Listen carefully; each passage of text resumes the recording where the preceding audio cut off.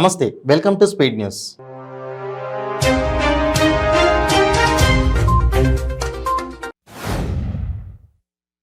ప్రగతి భవన్ను 4 నెలల్లో, సచివాలయాన్ని 8 నెలల్లో కట్టుకున్న ముఖ్యమంత్రి కేసీఆర్ పేదలకు ఇల్లు ఇచ్చే విషయంలో మాత్రం జాప్యం చేస్తున్నారని, ఇది ఆయనకున్న చిత్తశుద్ధ అని బీజేపీ తెలంగాణ రాష్ట్ర అధ్యక్షుడు కిషన్ రెడ్డి విమర్శించారు.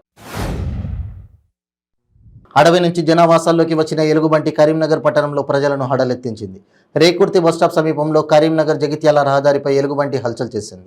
ఒక్కసారిగా రోడ్డుపైన ఎలుగుబంటిని చూసిన జనాలు భయాందోళనకు గురయ్యారు. హైదరాబాద్ తార్నాకలోని కోదండరాం ఇంటికి పోలీసులు భారీగా చేరుకున్నారు. ఈ సందర్భంగా కోదండరాం మాట్లాడుతూ గ్రూప్ 2 పరీక్షను వెంటనే వాయిదా వేయాలని డిమాండ్ చేశారు. అక్రమంగా అరెస్ట్ చేసిన వారిని వెంటనే విడుదల చేయాలన్నారు. వైఎస్ఆర్ తెలంగాణ పార్టీ అధ్యక్షురాలు షర్మిల కాంగ్రెస్ పార్టీలో చేరుతారనే ప్రచారం కొన్ని రోజులుగా సాగుతోంది.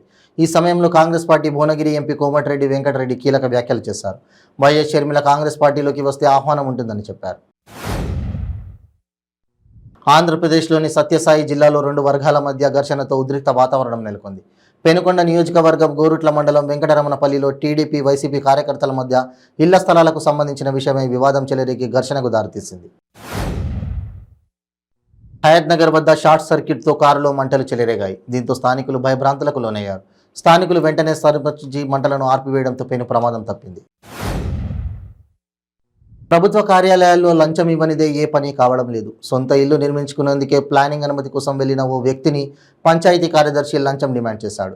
నెల రోజులుగా ప్రాధేయపడిన ఆయన కనికరించపోవడంతో చివరకు బాధితుడు ఏసీబీ అధికారులను ఆశ్రయించాడు. ఏపీ తిరుమల కొండపై తీవ్ర విషాదం నెలకొంది. అలిపిరి నడక మార్గంలో చిరుత దాడిలో 8 ఏళ్ల బాలిక చనిపోయింది. చిన్నారి లక్షిత కుటుంబ సభ్యులతో కలిసి కాలినడకన కొండకు వెళ్లాను. ఇదే టైంలో ముందు వెళ్తున్న చిన్నారిపై అడవిలో నుంచి వచ్చిన చిరుత ఒక్కసారిగా దాడి చేసింది.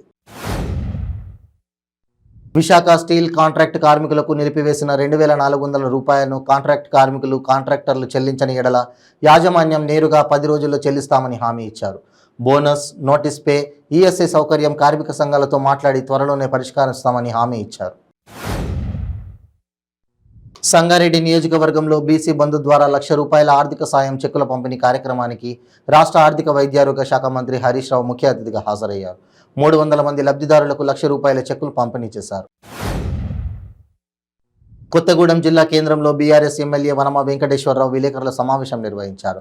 ఈ సందర్భంగా ఆయన మాట్లాడుతూ సూర్యచంద్రులు ఉన్నంత వరకు కొత్తగూడెం నియోజకవర్గ అభివృద్ధి కలకలలాడాలనేదే తన సంకల్పమని అన్నారు. విశాఖలో జనసేన అధినేత పవన్ కళ్యాణ్ వారాహి యాత్ర కొనసాగుతోంది. సుజాతానగర్లో మాజీ వాలంటీర్ వెంకటేష్ చేతుల్లో హత్యకు గురైన వృద్ధురాలు కోటగిరి వరలక్ష్మి కుటుంబ సభ్యులను పవన్ పరామర్శించారు. వరలక్ష్మి కుటుంబానికి జనసేన పార్టీ అండగా ఉంటుందని ఆయన చెప్పారు. నెల్లూరు నగరంలో మహాశక్తి కార్యక్రమం జరిగింది. ఈ సందర్భంగా మాజీ మంత్రి సిటీ నియోజకవర్గ ఇన్ఛార్జ్ పొంగూరు నారాయణ 54, 52, 47 డివిజన్లలో పర్యటించారు.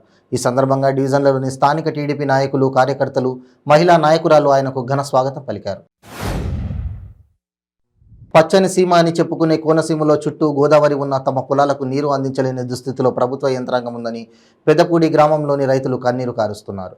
నీరు అందక పంట పొలాలు ఎండిపోయే స్థితికి చేరుకున్నాయని కన్నీరు మున్నీరవుతున్నారు. భద్రాద్రి కొత్తగూడెం జిల్లా పాల్వంచ మండలం పాల్వంచలో ఎక్సైజ్ ఎన్ఫోర్స్మెంట్ అధికారులు 108 కేజీల అక్రమ గంజాయి పట్టుకున్నారు. ఛత్తీస్గఢ్ మల్కాజ్గిరి నుంచి ఢిల్లీకి అక్రమంగా కారులో రవాణా చేస్తున్న 108 కేజీల గంజాయి స్వాధీనం చేసుకుని 2 వ్యక్తులను అరెస్ట్ చేశారు. ఉపాధ్యాయుల పెండింగ్ సమస్యలను పరిష్కరించాలని డిమాండ్ చేస్తూ ఉపాధ్యాయ సంఘాల పోరాట కమిటీ ఖమ్మం నగరంలో నిరసన ర్యాలీ నిర్వహించారు. నగరంలోని పెవిలియన్ గ్రౌండ్ నుండి పాత కలెక్టరేట్ వరకు నిరసన ర్యాలీ కొనసాగింది. ప్రభుత్వ విద్యారంగంపై నిర్లక్ష్య వైఖరిని విడనాడాలని డిమాండ్ చేశారు.